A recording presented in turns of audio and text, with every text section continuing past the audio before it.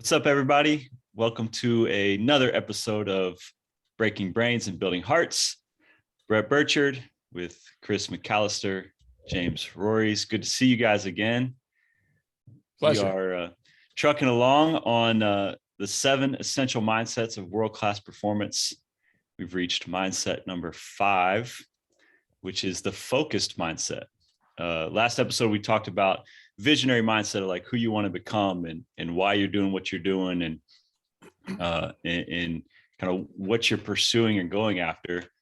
Now you create this big vision for your future or what you're going after, which needs focus to stay on track and to execute. And because we know the world's a distracting place and can get us off track. So I want to dive into the focused mindset in this episode. I guess, there you go, catching confetti. Jimmy, question for you about focus and focused mindset. What distracts you easiest or gets you the most distracted? Well, besides a good sports controversy or a good UFC so many tournament.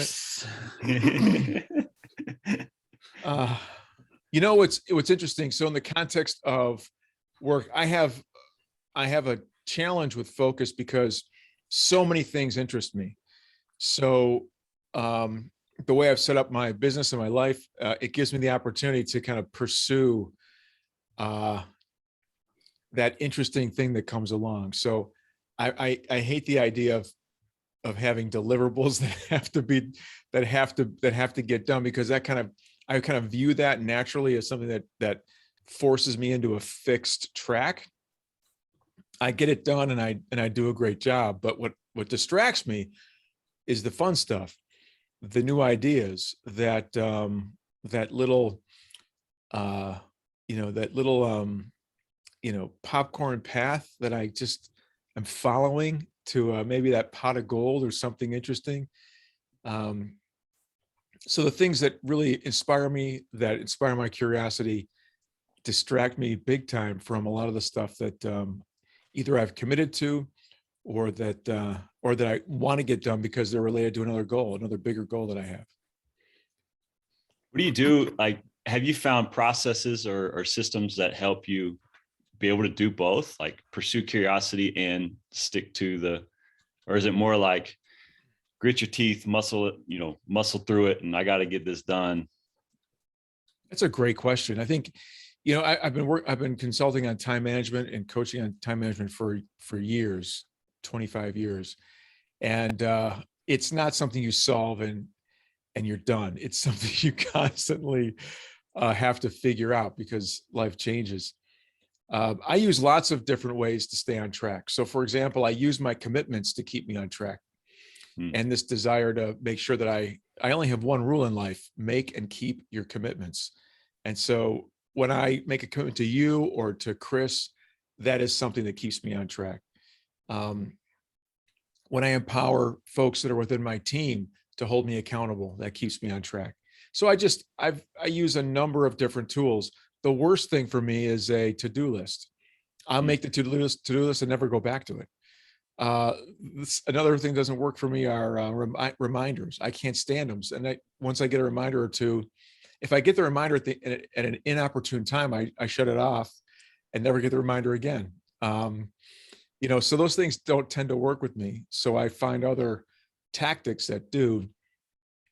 I tend to treat those times that I can go off and be thoughtful, almost like I treat dessert or something else, right? It's something that I get to do when I've earned it.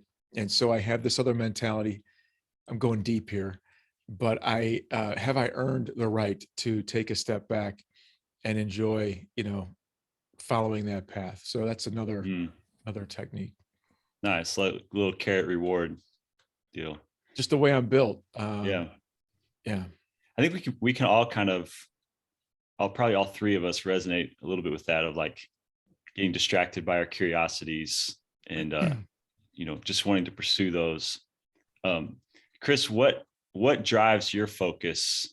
If you could identify something that like, all right, this really gets me into focus mode.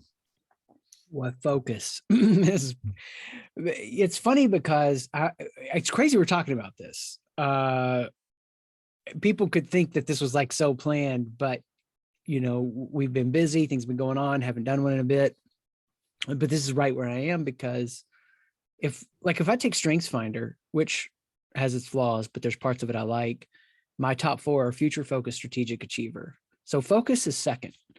My first coach told me, he said, if I could put my butt in the seat and get it done like you do, I could take over the world.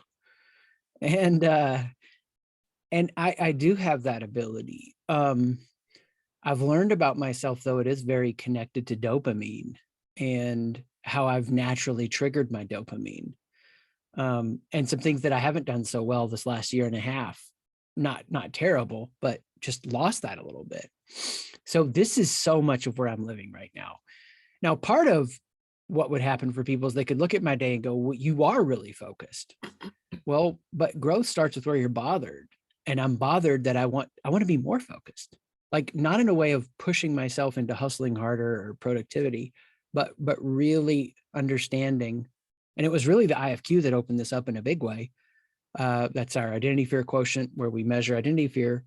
But for me to have an identity fear show up there that I didn't know would be there, and then to have it keep staring me in the face every day, what's the things that only I can do? Like, that is providing so much focus to my life. And I do love the little things that you're like, oh, I want to go read about that or research that or study that. And I could just do that all the time. I say that, but then I got to make something, and the stuff I make ends up rolling into the strategic initiative. I kind of hold a space within myself that, like, do I want to go learn something right now? Do I want to build something right now? Do I need to strategize and lead right now? And I move in and out of all 3 of those in a given day. And my to-do list will have all of those 3 on there, and it'll be more than I can do. I'll scan through it, let that kind of percolate to the top of my consciousness, and then really try to make a good intuitive decision about what that looks like. So, that for me is the guiding point, that intuitive decision. And sometimes it's wrong. And thankfully, more often than not, it's right. Mm-hmm. How do you keep that intuition from getting distracted, like towards the wrong? You're going to chase unhealthy things based on an identity fear, or just avoid things that are really important, but whatever, you're a little more friction there, and not as easy to get done. How do you keep that intuition focused? Yeah. And just for people to be aware, I know you guys are, the 2 things that make it a great challenge are, one, starting this with 2 weeks operating expenses means it's not like there's a chunk of change in the bank account I can coast for a while. I've had to hunt for my food pretty close to the time that I eat it for a number of years. And so that's the thing that can actually take me off course the worst, because it can put in me an urgency that actually distracts me from the important.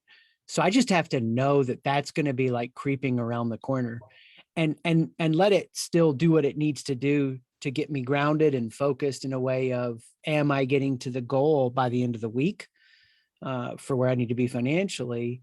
But I can't let it steal the joy from what I'm doing that feels luxurious or abundant. So first and foremost, recognizing the difference between the things that feel life or death, but really the things that are most important aren't going to usually feel that way. And it's just part of how our evolution has happened. I think the second thing too is, and this is what Jimmy said that I loved, passion follows commitment. You're not overwhelmed with passion. You make commitments, passion comes out of it. The way I like thinking about that is, I find more of myself in a long-term committed relationship than not. And people think it's the opposite, but you're discovering more about who you are and how to relate and get along. And so I really just try to show up to spaces with people that are relational commitments, with you guys, with the team, with family, of course, and let what comes out of that space also shape what's happening. And those are the commitments I'm making to go and come back with it done. And there are times I would probably go too hard and too fast, and the team helps me pace in a healthier way. There are also times I would not advance as much as I need to, but the commitment to be in the team, to be at that space, draws out, right, the continual marching forward. And so those would be the two for me. Yeah, that's good. There's a lot of good stuff there. I want to go back to the idea you brought up of like stress, either creating focus or distracting from your focus. Jimmy, I mean, you've been in the sales world for a long time. You got to meet goals, got to meet quotas. I know you're intentional and serious about, your commitments and following through with those. Like, at what point does stress help you focus, and at what point does it just, like, it becomes more distracting? Or, like Chris was talking about, like, hey, I got to eat today, so I got to go get some, I got to go make some bread, but that's distracting from the long-term focus. Yeah, it's a great question. It's a constant challenge. And when I say constant challenge, I've ebbed and flowed with my response to stress over the last 15 years. That's the time during which I've been kind of focused on it. Before that, I just accepted it as a normal part of life. And it was, like an ear, it's always with me. That stress was always with me, was always part of my life. And I never kind of like separated it from who I was. And so, actually just this week, thinking about end of quarter and beginning of 2022. And, when we run our biz, I purposely do not stay focused on financials on a regular basis, because that's something that creates stress for me. Because it's never enough. If I'm at goal, I should be above goal. If I'm above goal, I should be above goal by more.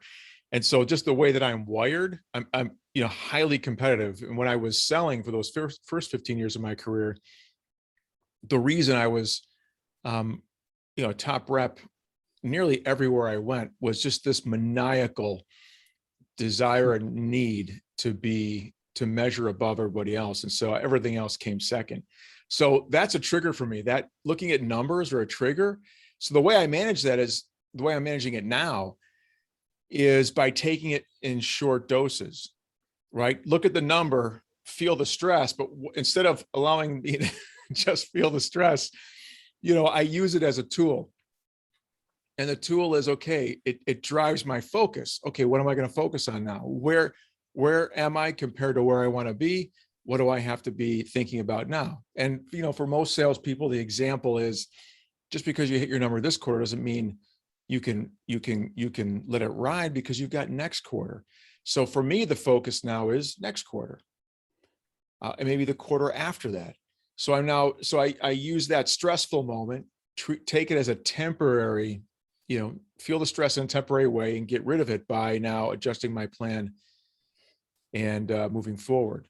But there is no circumstance under which consistent stress is healthy, no matter how we want to justify it. Yeah, low grade stress kills you, but you can't sometimes change your circumstance. So, probably the thing that I make the most effort to do that I haven't even talked about is what I do to keep the low grade stress from diminishing me, that helps me stay focused, which is smart lunch, fasting breakfast, sauna, exercise, all the stuff that I do. Bad jokes. Yeah, bad jokes. That helps, dude. That just lifts Music. the mood. Brett, I'm curious what you've learned about yourself, because you've gone in this last year and a half from, a confined role, right, to now the wide open expanse. What have you learned about yourself that is not going to change about who you are, that you've just learned to cooperate? And where have you had to like shore things up or relax things? Yeah, it's so interesting. You're talking about, working in a like coaching job, coaching professional basketball, and where your focus is kind of defined for you. Like the schedule defines what's priority and what you need to do and what you work on. And it's very easy to choose what's most important right now, to now going to, starting champion shift and, a more wide open book on how I spend my days and weeks and where we go to next. And so, yeah, it's easy to get distracted or, to lose focus. I think a couple things that you've both have hit on really resonated with me as well. One is how you structure your day. So I started just getting really organized with my calendar and how to, chunk out my weeks into, what I knew was going to provide the most, or what I thought, I guess, would provide the most impact on the business and the work we were doing. So getting structure in place there. And then also recognizing, those fears or anxieties that cause you to lose focus. Knowing, like Jimmy talked about with the financials, knowing that's a trigger point for him. So let me build structures around there that it doesn't distract me. Chris, you talked about knowing core fears and how those things can distract you. So getting aware of those things, but it's a self-assessment all the time, and being really honest about where you can get off track. The whole idea around stress is really fascinating to me, because I was working with a college basketball team last week about this very idea. And we know you perform your best when your mind is relaxed. Jim, you talked about that. You're not going to perform best when you're stressed out all the time. At the same time, stress can lead to flow. You talk about action adventure athletes who are doing crazy stunts that they could die from. That little bit of consequence or stress drives their focus to be fully present, fully engaged with what they're doing, crowds out any distractions. And so there's a little bit of both there. They need to relax their mind in that state, but they also need the stress to drive their focus to the present. So it's a little interesting yin and yang between the two. But I like what both of you have mentioned about recognizing where you're triggered, and then what strategies or structures can you put in place. Chris, with your routines, Jimmy, with some of your boundaries with the financials. I'd ask both of you, what if you're going to help somebody try to improve their focus for what they're doing? Obviously, we talked about vision. You know where you want to head and what you're going after, but how would you start with kind of organizing your focus to go after those visions? Jimmy, you go first. Wow. Well, where would I start to organize myself around those visions? Is that the question? Yeah, if you're gonna, someone, say, hey, I get super distracted. How do I improve my focus? What are a few kind of starting points for that? I think it's context real quick, Jimmy. They could listen to the last episode to get the visionary mindset, which is going to help them get that future picture. But then what? Yeah. It's really interesting. I think I may have mentioned to you guys, I coached a woman from the UK who was the guru on time management, and her life was a mess, and it's really funny. So what I would say to you is that not every principle is universal. So the first thing I'd say to the folks listening is, you got to figure out what works for you. And for many people, vision is not something that's going to grab them and move them and motivate them. So, but obviously for me, vision is something that does. So what I can do is I can identify a vision where I want, what I want my life to be like in 3 or 5 years, for example, and everything I'm doing today is defined by that vision. So I connect vision to purpose. So I want to be on purpose every moment, and I want that purpose to be aligned with my vision. So the way that I kind of manage myself is I just check in with myself. Is what I'm doing right now, does it set me on purpose? Which I already defined in my head is something that lines me up with where I want to be. What I like about that model is, for somebody who's very now centric, they can use this concept of purpose, define that purpose in the context of vision, but use purpose to move them. Or they can, if they're very vision oriented, they can use that vision to move them, but leverage purpose as a way to keep them on track. So I think of both those things at the same time. And then, Chris, something you'll probably talk about, part of focus is about having clarity. And we haven't talked a lot about this idea of, am I focused on the right stuff? And what kind of focus is detrimental? And I don't even know it. So I think for me, finding the things that allow me to be focused in a healthy way, it's really about achieving some level of awareness. And so the easiest thing to do is just to ask yourself those why questions, right? Why am I doing this right now? Am I doing it for myself or for somebody else? Am I doing it, using Chris's words, to hide or distract or to make excuses or for some unhealthy reason, or am I doing it for some healthy reason? So the moment we start asking ourselves questions and analyzing the behavior and the decisions that we make, we're able to now figure out whether or not the things we're focused on are healthy, whether we're just doing them as rote behaviors that we've just always done, or whether we're being thoughtful about them.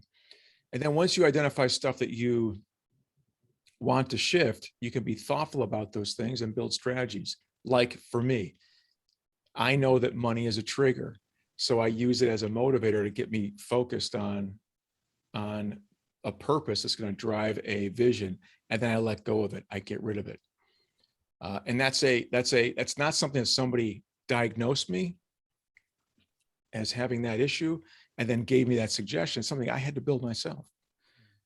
So that's the other thing you have to be thinking about. Are you the kind of person that has that growth mindset that believes you can change, or do you have that fixed mindset that doesn't believe you can change?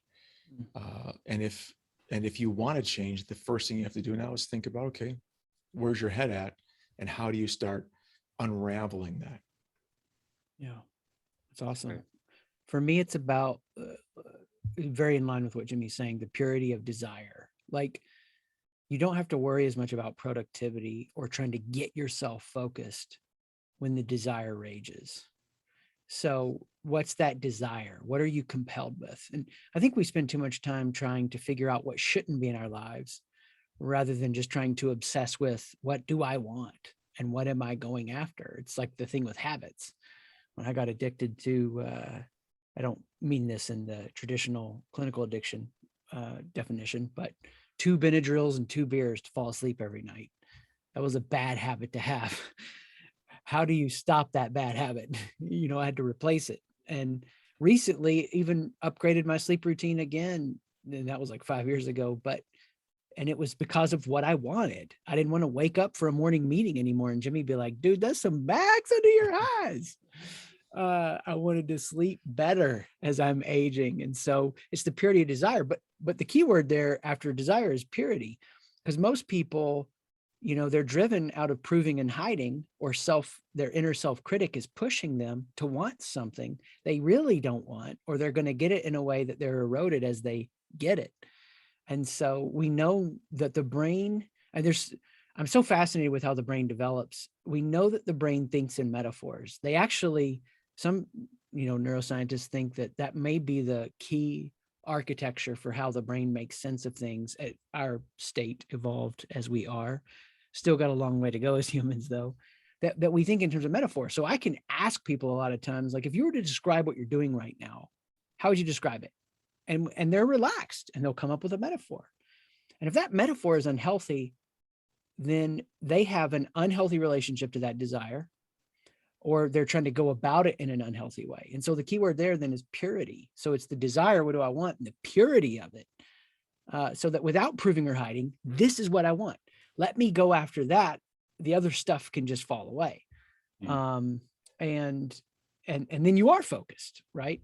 And so for me, that's been huge. And I try to really pay attention to that. And if I don't have that happening for myself, then I know that I'm in a winter season to explore some things. But as that starts to pick up speed, then I got to go with it. It's awesome. Seems to me the takeaway here is perhaps our distractions are a gift. They might not be something to be resisted all the time, but something to be paid attention to, because it's surfacing a desire within us, or vision within us, or a strength within us that we need to follow. So interesting. I came in hoping everyone would be more focused, and now I'm thinking maybe everyone should just pay attention to what they're distracted by a little more. A lot to chew on there. Yeah, a lot to chew on. I'll say this, and then we got to close. Paulo Coelho, the author, alchemist, huge, like one of the biggest authors in the world. I've heard him talk about this, his routine. He farts around for like 3 hours and gets this urgency building up in him. And then he writes. But like, that's part of his process. Well, that'll lead us to our next episode, where we talk about the process mindset and building routines and strategies in place to keep us going after the things and that we want to go after, and being our best selves all the time. So thanks, guys. Look forward to next episode. See you then.